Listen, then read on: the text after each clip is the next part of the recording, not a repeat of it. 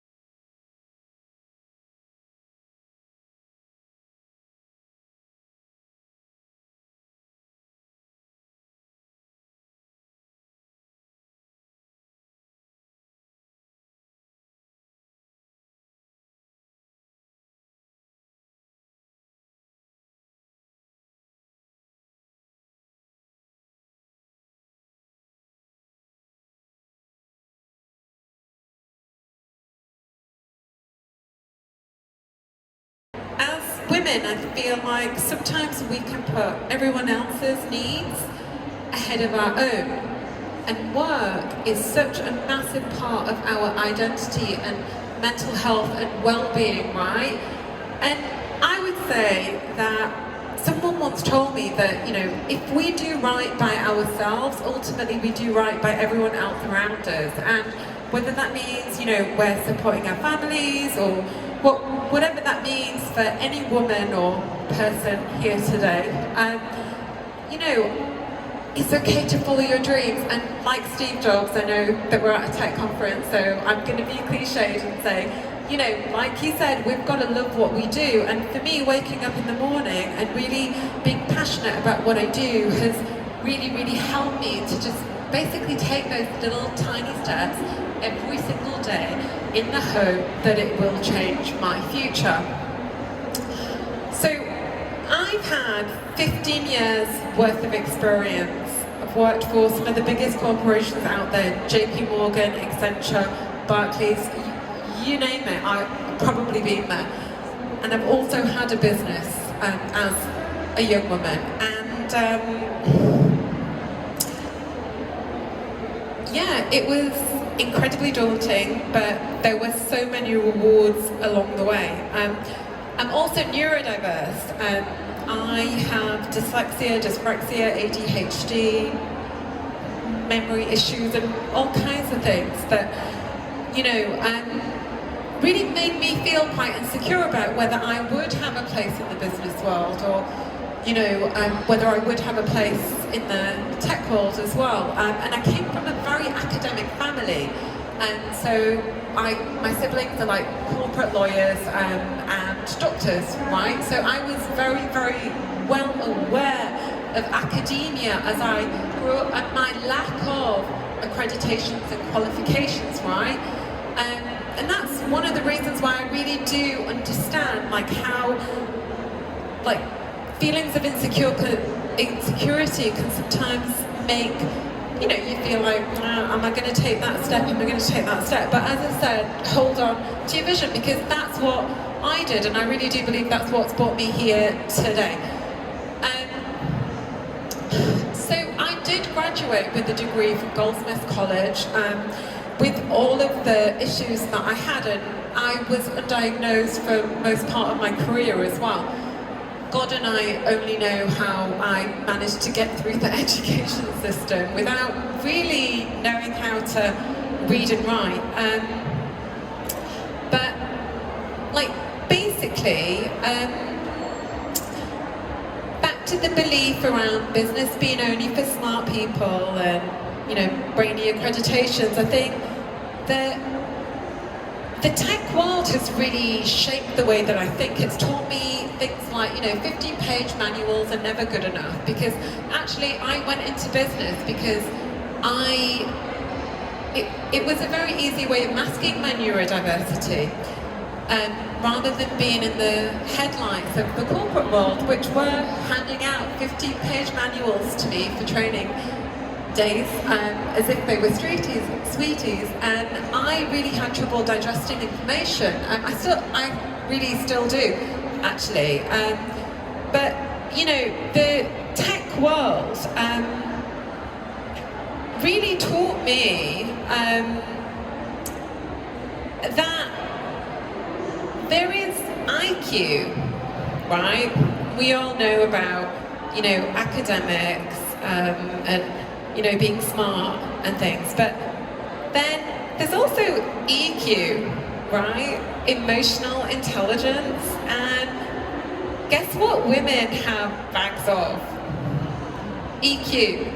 And I was asked recently how to define what emotional intelligence is, and I think it's really important to understand that it is about navigating complex social situations, and in the corporate world and also in business, having worked at a boardroom level, I can tell you that it is an incredibly crucial skill.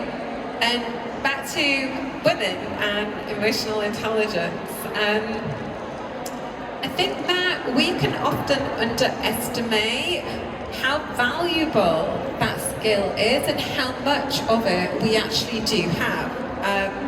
And the tech world actually does really value the skill, and I think that, working within technology, I've really understood that because my style is unorthodox, I've always come up with really unconventional solutions. And it turns out that those solutions are actually what the tech world are seeking. And that's why they're investing so heavily on hiring diverse talent. So I've always felt incredibly fortunate to work in technology. And I think that they really celebrate different experiences, right? So as a neurodiverse individual, I see things differently, I experience things differently, and I am different, right? And in a world of much the same, great businesses are built off the back of original ideas, right? Great teams, great corporations are built off the back of, having diverse teams where we're all contributing and making for an inclusive workspace. And that's why the best tech companies out there are investing so heavily in terms of hiring diverse talent. And honestly, I can tell you, I've worked for 15 years in talent acquisition for some of the leading technology companies out there, and genuinely they are trying to hire women in tech, whether that means changing like gender balances, disability balances, sexual orientation balances on tech teams. There really is a heavy investment, and I think that if we look around here today, we can see how much investment they're putting into it. But it is real, and there is a seat for all of us within the tech world. So I've also seen and experienced the changes that the tech world have made in order to enable me to navigate my neurodiversity, and how they've really paved the way for diverse hiring. So basically, I remember when I started in the tech world, and some of the products that really changed my life, things like the Apple Watch and the iPhone, and my best mate ChatGPT weren't really around. But having witnessed some of the game changers that people like Steve Jobs have made, and the impact that it's made on us as a society, right? I think really demonstrates like how innovative tech is and how amazing it is to work in it, right? So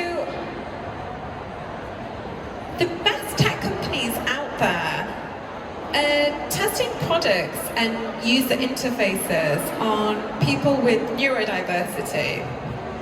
So what does that mean? Basically making sure that the computer doesn't say no. And I've been really fascinated as to why they're starting to test their products on neurodiverse people. And it's because they understand that if someone like me can navigate their products and use them, anyone basically can, right? So you're developing user-friendly and easy-to-use products that will basically change the world. And again, going back to Steve Jobs and all of his products, the iPhone doesn't come with a manual anymore, right? So they're not handing out 15-page manual instructions, because they understand that, whether you're neurodiverse or not, digesting information can be a lot. Like even today, I'm sure that some of you will be zoning in and out of what I'm saying, right? Because it's a human experience. And neurodiversity, a lot about it is, the way that our brains process information, and we all process it differently, right? So I also started my career in tech when actually, like 15 years ago, there were no women on any of the floors that I worked on. I remember asking to use the ladies' restroom at my first company, and I was pointed to the disabled toilets because they didn't have a female restroom. So I've seen the change, and I've witnessed the change in terms of tech, and I've seen the power that women have in technology, because believe me, when they say they're trying to hire women and balance out those gender balances on tech teams, it really is true. A lot of my job as a recruiter has been about changing gender, disability, sexual orientation balances on tech teams, so that the days are gone where we see men, white men, officer and background dominating officers, or even, I've been in meetings where I think one of the lessons that I've learned is really what the tech world really encourages, which is inclusive work spaces. And what that really means is that there's always one voice, in my experience, that dominates the conversation. And sometimes like as somebody that, you know, never really had the loud, I've got a loud voice, but sometimes I wasn't very confident in terms of putting my opinions forward. And I think what the tech world has taught me is that, you know, you have to really, like, you know, sometimes the loudest voice in the room doesn't necessarily mean that they're coming up with the smartest solutions, right? So it's really taught me to, you know, whatever I'm thinking, I should put it forward because I have a contribution to make, and we as individuals have contributions to make, no matter how, you know, weird or wacky we think that idea may be. You know, put it out there, and the tech world really does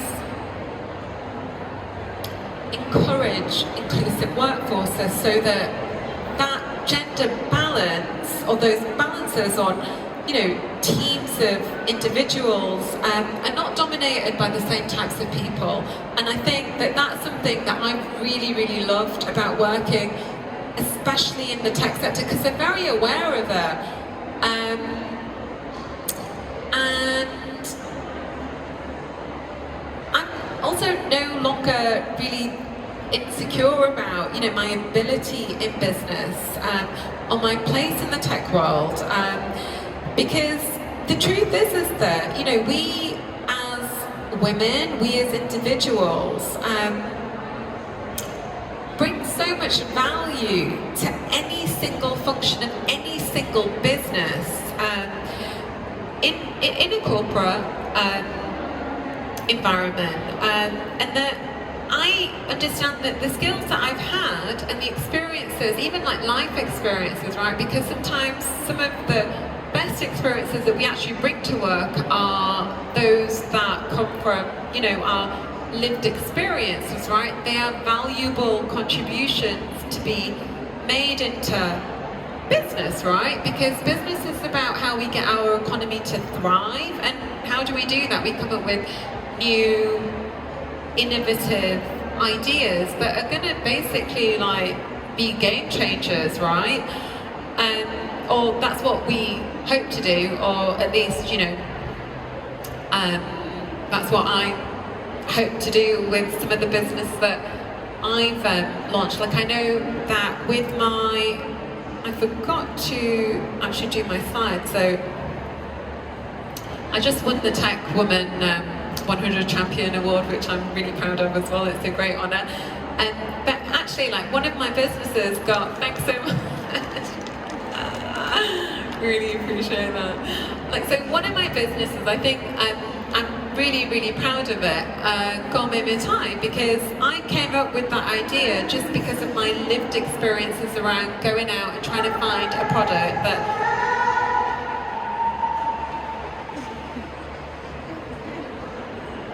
I couldn't find on the market. And then, you know, I was curious enough to ask a question as to like why I couldn't find a luxury or high quality box of mithai. And for anyone that's not familiar with this product, it's a revered tradition in Asia, and it's used in exactly the same way as the Western world uses champagne, yet no high quality version of it exists here in the UK. And I was like, well, why can I not get a healthy sweet buy?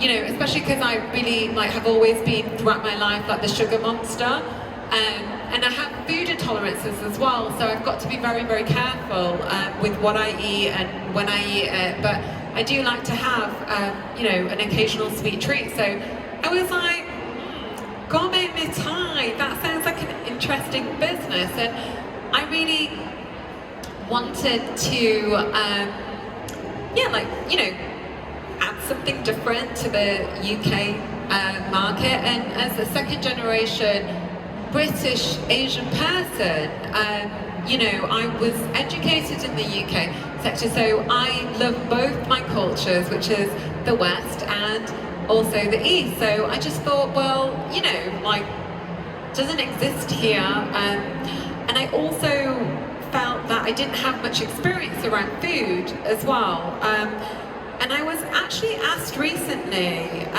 if when we start businesses, do we need relevant experience to start those businesses? And my answer was, actually, I think it does help, because it definitely helped me with my tech business, because I'd been working in tech for 5 or 6 years before I set up my first tech company, and it soared, and I genuinely do believe it soared because I had that relevant experience and I knew exactly what I was doing. But with Gourmet Mithai, it was one of those ones where I knew I'd run a successful business. I knew that I'd set it up in a recession and I'd make money, and I had that education around most businesses fail within the first year, right? So I was very well aware of, the statistics around how it's really challenging to set up a business, but I didn't actually have any lived experience of, what those challenges would be. And actually, as I went through my technology business, and I did learn something that I think is really invaluable for any single business owner, which is resilience, right? And for me, I learned resilience through going through challenges. But going back to this business, I was like, I don't have any food experience, but I did have passion for what I was trying to develop, which was a healthy fusion dessert. And I do think that when you're passionate about something, you will make steps and you will make those tiny little actions every single day to make your vision come true. And I think that, we've all, I don't know about everyone, but, what books they've read, but The Secret is obviously a really popular one. I read another book by Napoleon, I can't remember his last name, I think it was, I'm getting it confused with that, I'm not going to say actually, but Think and Grow Rich is a great book, which I read at the beginning of my tech recruitment business, and it actually really transformed the way that I think, because it really shows the challenges of what it takes to set up a business, and it really gets you mentally prepared for how many no's you're going to get, and actually getting a no, getting 100, getting 1,000. I don't know how many no's I've had in my life, but for all of those no's, when you get that yes, it's really, honestly, it really is worth it. And I would say that having a business gives you so many opportunities. And I think that, like going back to IQ and EQ, I've really realised that part of my intelligence has really helped me navigate the corporate world and business. And I think that, we as women have such a valuable contribution to make. And I think that, for anyone here today that, wants to get into tech or wants to, set up their own business, there's so much support out there as well available.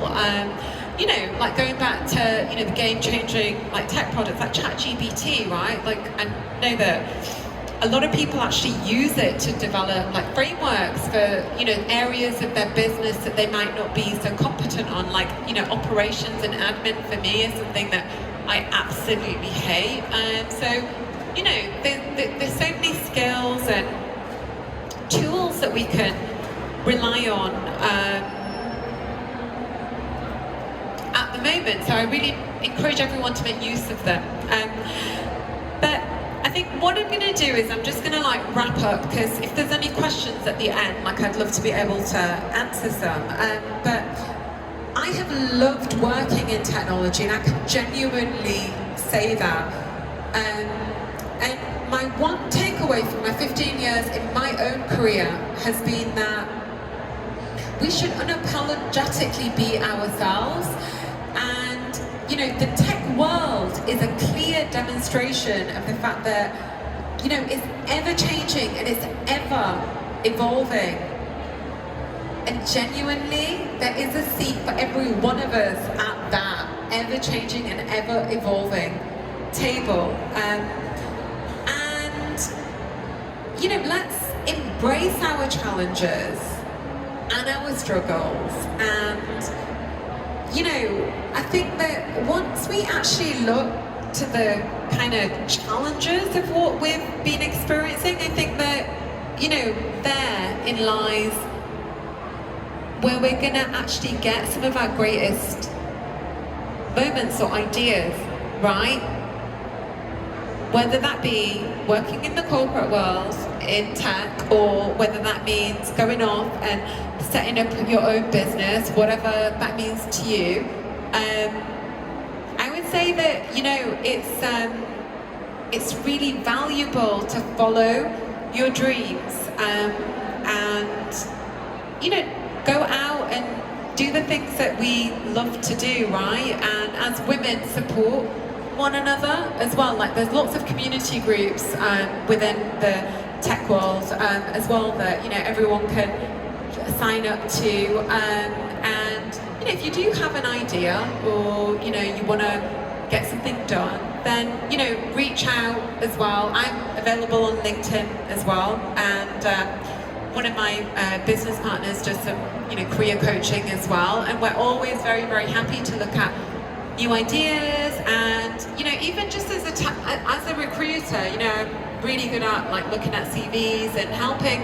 women that might think that they don't have a computer science degree, or they don't have the accreditations or whatever, because the truth is that, you know what, like, any tech company that's worth their weight will understand that you don't need that degree, because anyone can learn anything if they are passionate and hardworking enough to do it, right? There's a book by Angela Duckworth, actually, Grit versus Talent, and it's another great read as well of the things that we can accomplish when we just put hard work behind our goals. And I think that really that's what I've learned through being in business for the last 15 years, is that, you know, you have an idea, you have a dream, take tiny little steps every single day and move towards it, and, you know, have faith that, you know, you will meet the people that you will need to meet, and you will get the things that you need to